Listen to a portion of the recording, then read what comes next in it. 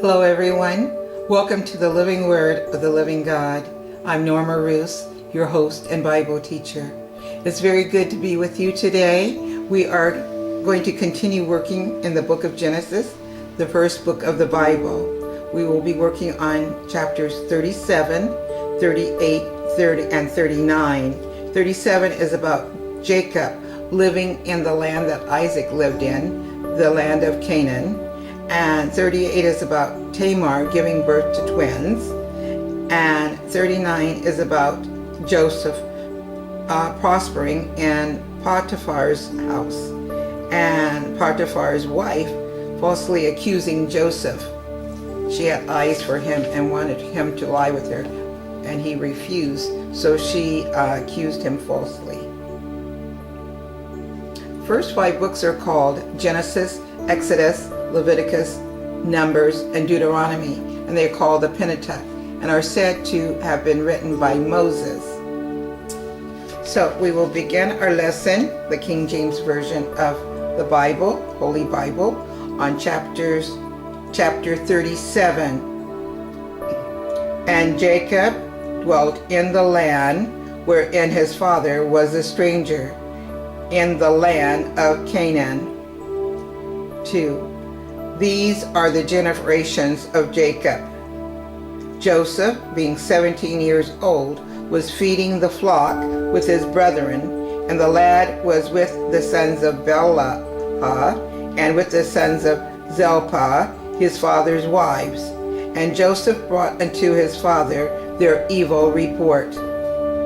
Now Israel loved Joseph more than all his children, because he was the son of his old age.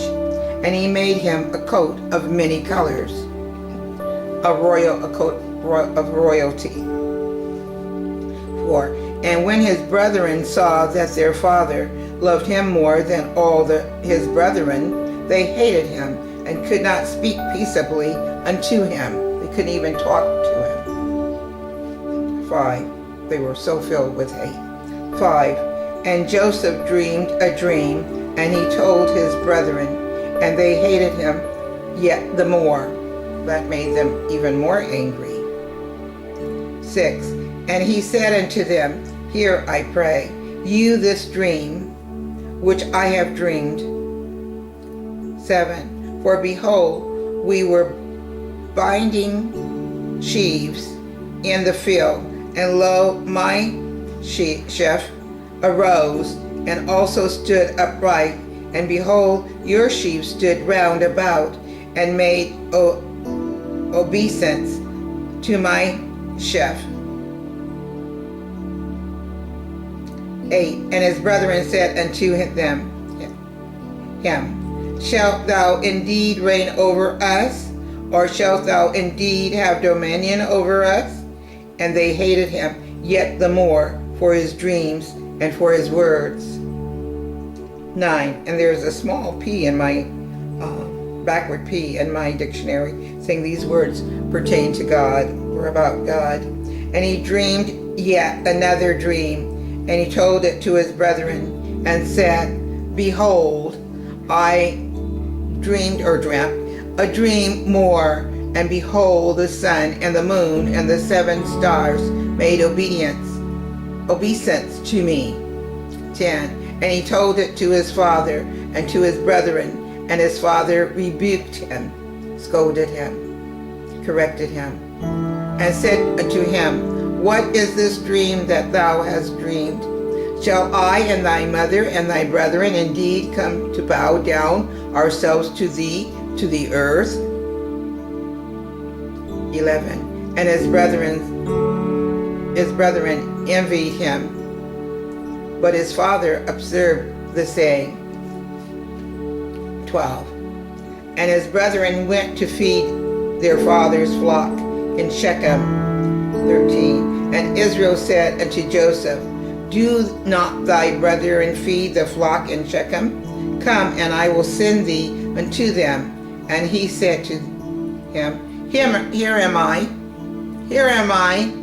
Send me. Here am I. I go with a willing heart, and an open heart, and a loving heart. 14. And he said unto him, Go, I pray thee, see whether it be well with thy brethren, and will with the flocks, and bring me word again. So he sent him out of the vale of Hebron, and he came to the Shechem. The vale is the valley, mountains and valleys. This is the valley. 15, and a certain man found him, and behold, he was wandering in the field. And the man asked him, saying, What seekest thou? 16, and he said, I seek my brethren. Tell me, I pray thee, where they feed their flock. And a lot of the verses in this chapter begins with "and" to signify that the next thing is going to happen. But successive steps are being taken here. This, and then this, and then this. 17, and the man said, They are departed hence, for I heard them say, Let us go to Dothan. And Joseph went after his brethren, and found them in Dothan. 18, and when they saw him afar off, even before he came near unto them, they conspired against him to slay him. They have some evil thoughts in their minds because of their hate for him. And that's what happens when we have evil thoughts in our mind. We need to have a wholesome, healthy mind, to have wholesome, healthy thoughts, because evil begets evil, and good begets good. 19, and they said one to another, Behold, this dreamer cometh. 20, Come now, therefore, and let us slay him, and cast him into some pit. And we will say, Some evil beast has devoured him, and we shall see what will become of his dreams after we throw him in the pit, what's going to happen to his dreams, his predictions. 21, and Reuben heard it, and he delivered him out of their hands, and said, Let us not kill him. Reuben wants to do some good, not the whole good, but some good. 22, and Reuben said unto them, Shed no blood, but cast him into this pit that is in the wilderness, and lay no hand upon him, that he might rid him out of their hands, to deliver him to his father again. 23, and it came to pass, when Joseph was come to his brethren, that they stripped Joseph out of his coat of many colors that was on him. 24, and they took him and cast him into a pit, and the pit was empty, there was no water in it. 25, and they sat down to eat bread, and they lifted up their eyes and looked, and behold, a company of Ishmaelites came from Gilead with their camels bearing spiceries and balm and myrrh, going to carry it down to Egypt. 26, and Judah said unto his brethren, What profit is it if we slay our brethren and conceal his blood?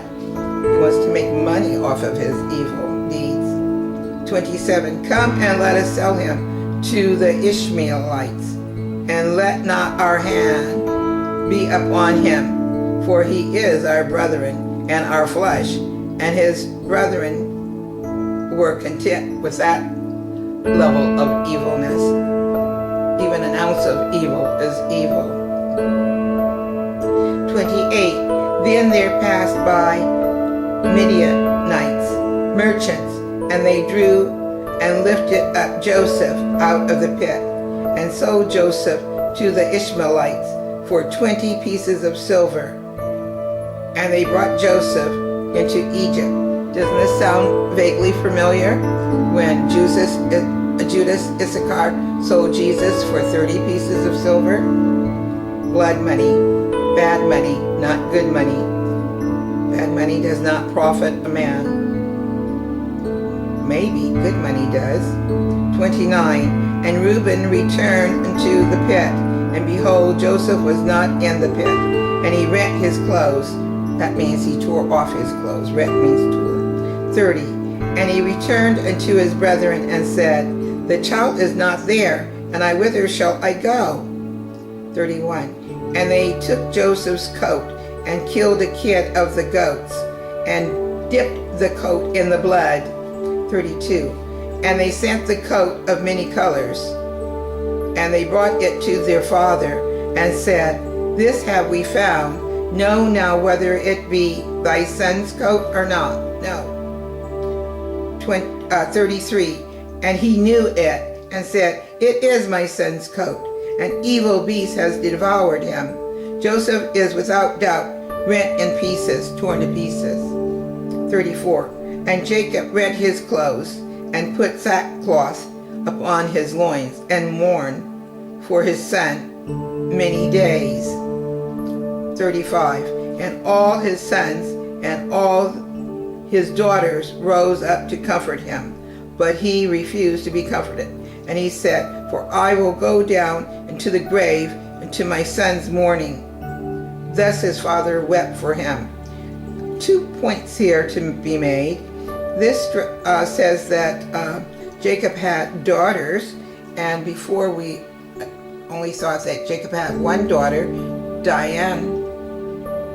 But here it says daughters with an S, more than one. And the other point to be made here is he says that he will mourn for Joseph until his death. He will go down into his grave mourning Joseph. 36 to finish chapter 37. Verse 36.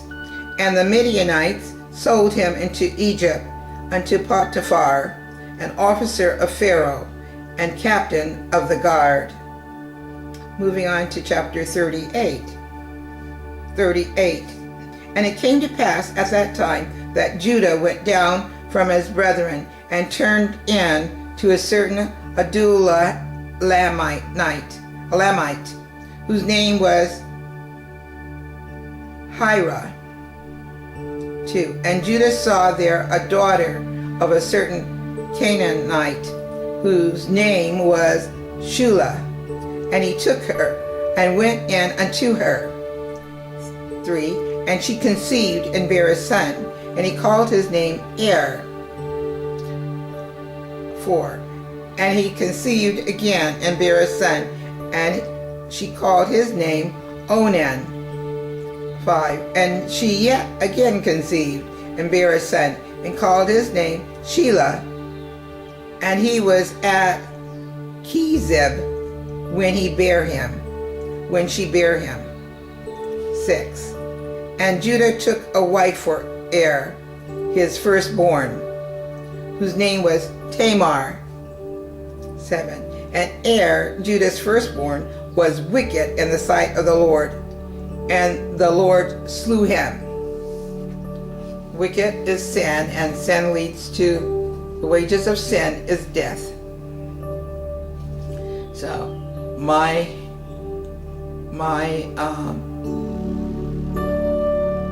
goal is to stay away from evil, stay away from bad. Never sell my soul to the devil. Sell your soul to the devil, the same thing will happen to you that will happen to Satan at the end of the day. He's done away with. Satan is done away with. God does away with Satan. I don't want that to happen to me. Wages of sin is death. I stop there, and I know, I just say to myself, never sell your soul to the devil. Give your soul to God. 8.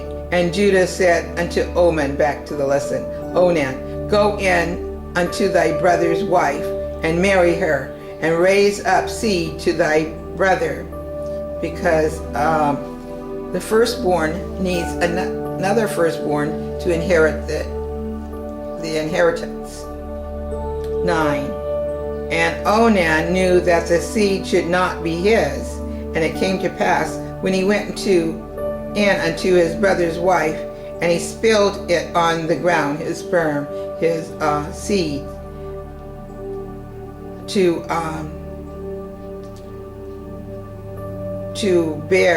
conceive a firstborn child for his brother's wife, Tamar, lest that he should give seed to his brother. He didn't want to give his seed to his brother.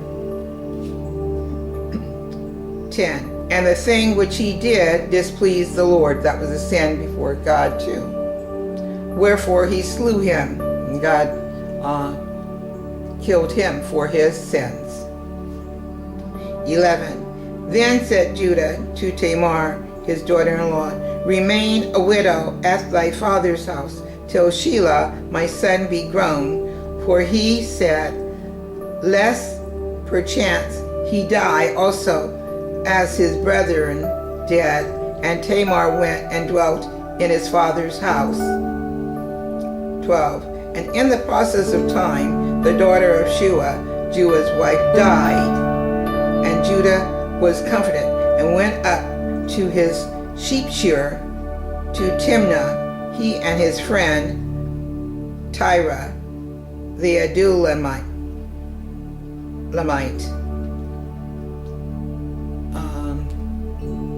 Judah's wife dies, so now he's all alone. He only has his younger son. And what happens next? 13. And it was told Tamar, saying, behold, thy father-in-law goeth up to Timnath to shear his sheep.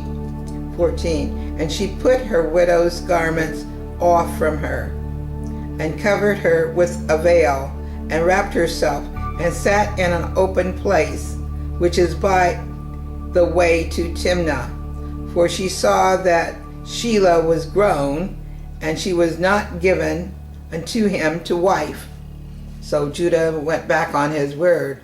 And so Tamar has another plan. So does God have a plan, a divine plan. 15. When Judah saw her, he thought her to be a harlot, a prostitute, a woman of the streets, because she had covered her face. 16. She's figuring out a way to conceive a child, a firstborn. And he turned unto her by the way and said, go to, I pray thee, let me come in unto thee, for he knew not that she was his daughter-in-law. Jacob has no idea what's going on here. He's in the dark, he's blind. And she said, what wilt thou give me, that thou mayest come in unto me? 17.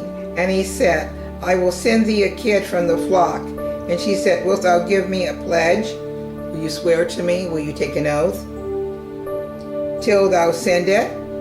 18. And he said, what pledge shall I give thee? And she said, thy signet, and thy bracelets, and thy staff that is in thine hand.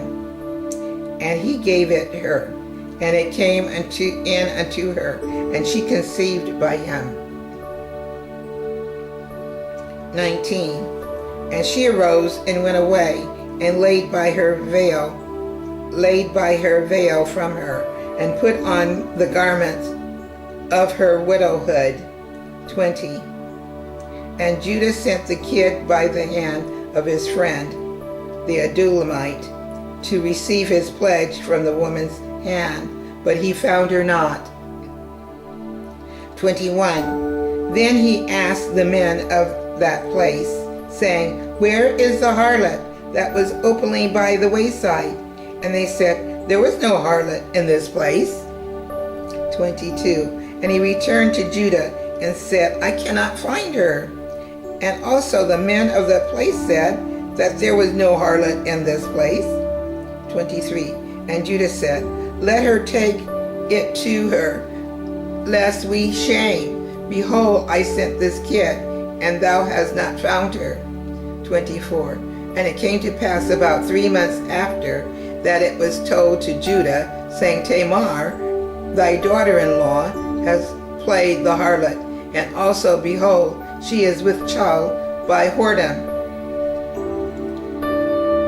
And Judah said, bring her forth and let her be burned.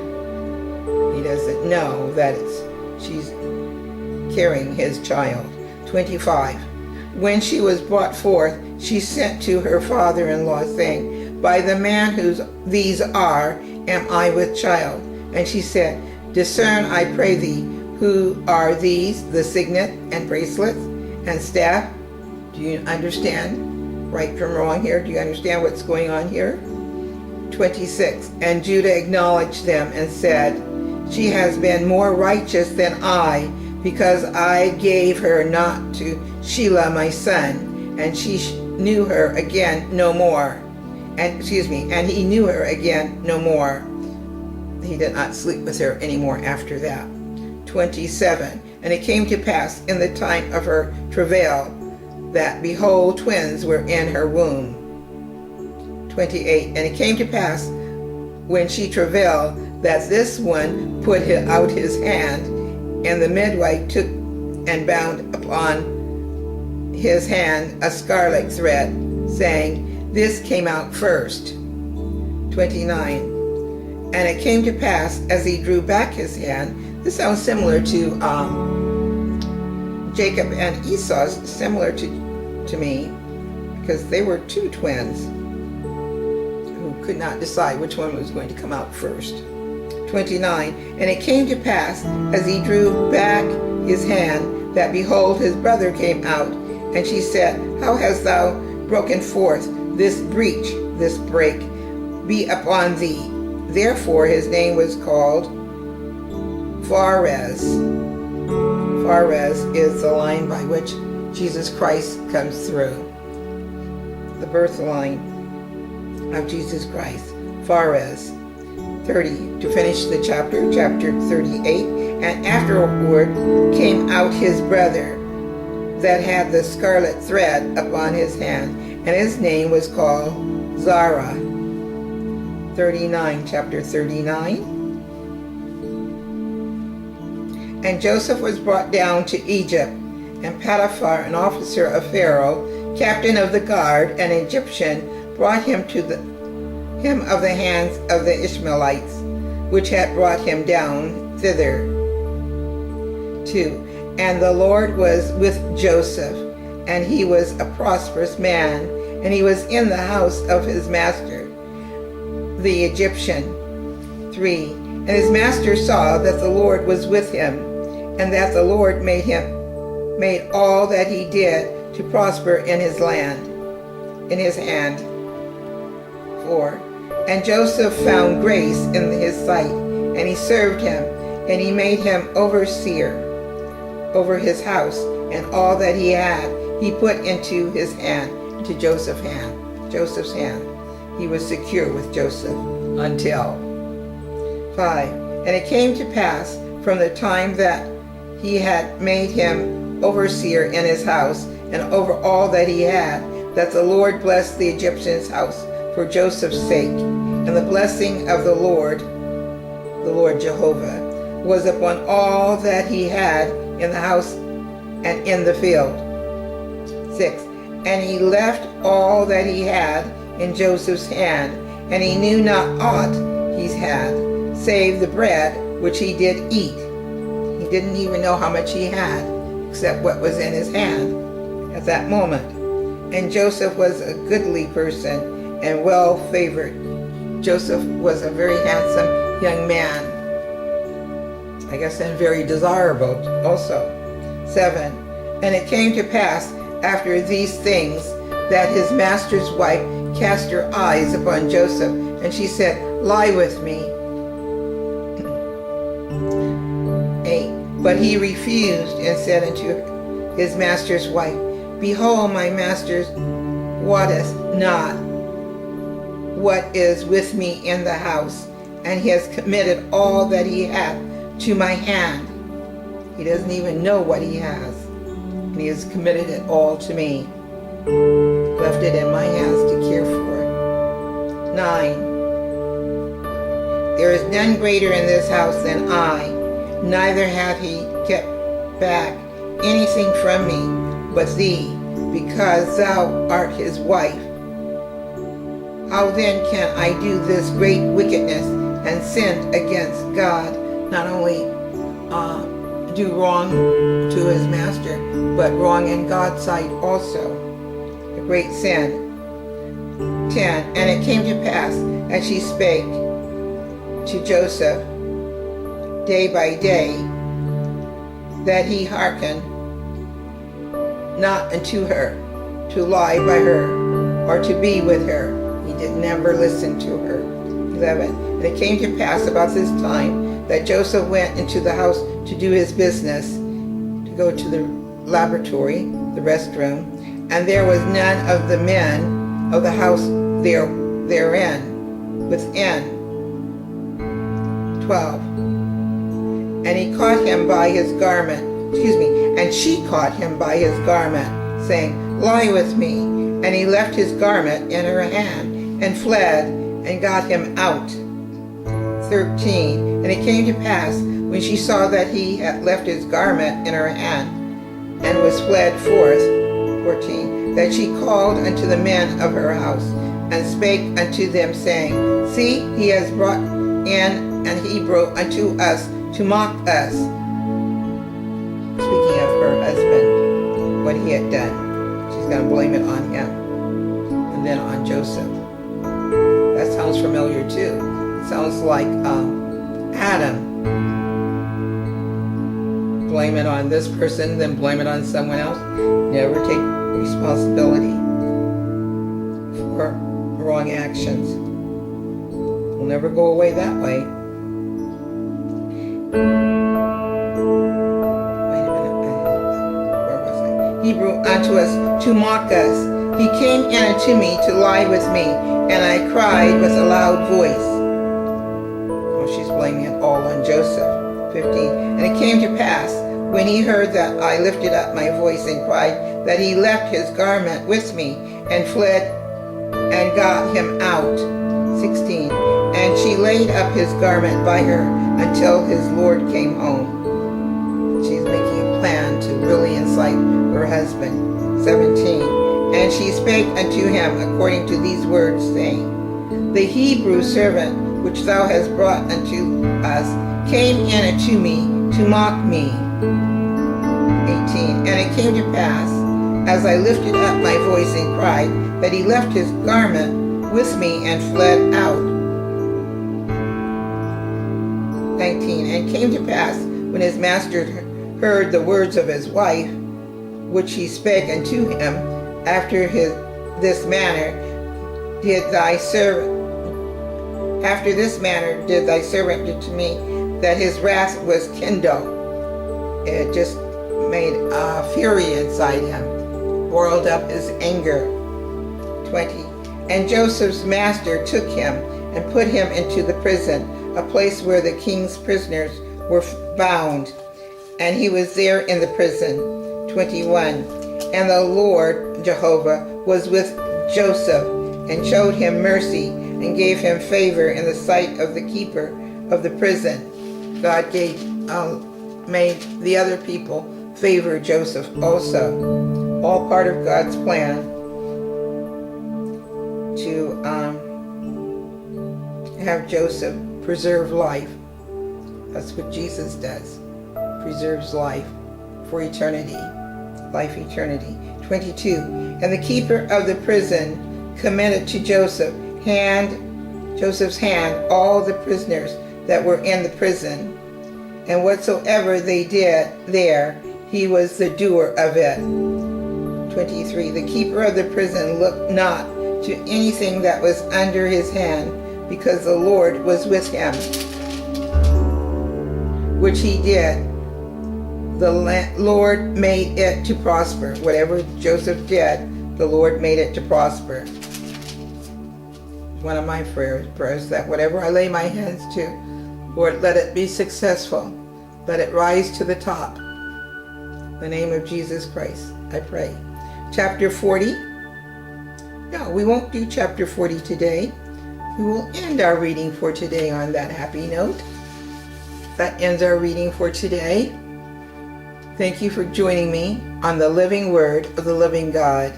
I'm Norma Roos, your host and Bible teacher. Until we meet next time, read your Bibles daily. May God be with you. Thank you again for joining me.